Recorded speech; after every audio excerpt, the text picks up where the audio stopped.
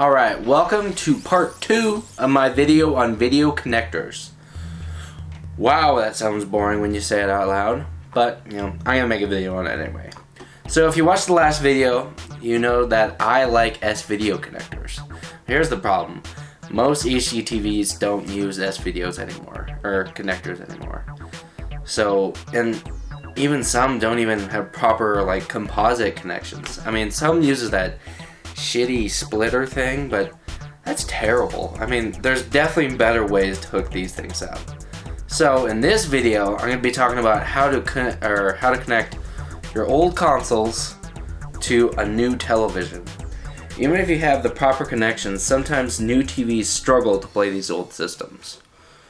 Why? So as you can see, I'm recording in 1080p. That means there's 1920 pixels running this way and 1080 running this way.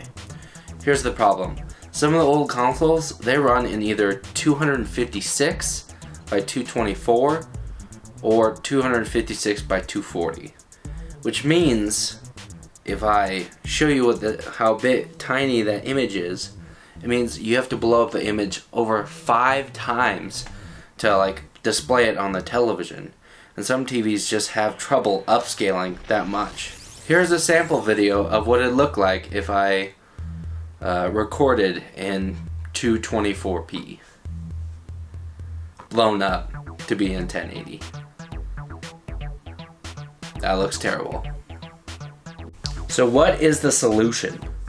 Well, you can buy image upscalers. They're devices that basically you can take different video inputs, and it'll actually upscale it to a larger size before you pass it on to your television.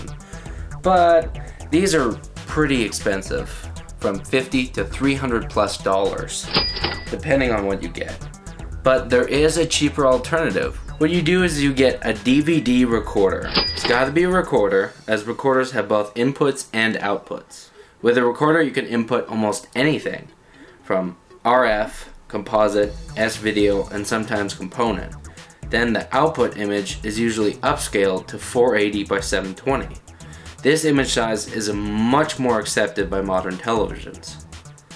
Also, going through the DVD recorder allows you to take any input and output to whatever output you need. So as long as new TVs still have component inputs, this may be the best choice. So what you do is you take whatever inputs you have, your S-video, your composite, then you output your component through the DVD recorder.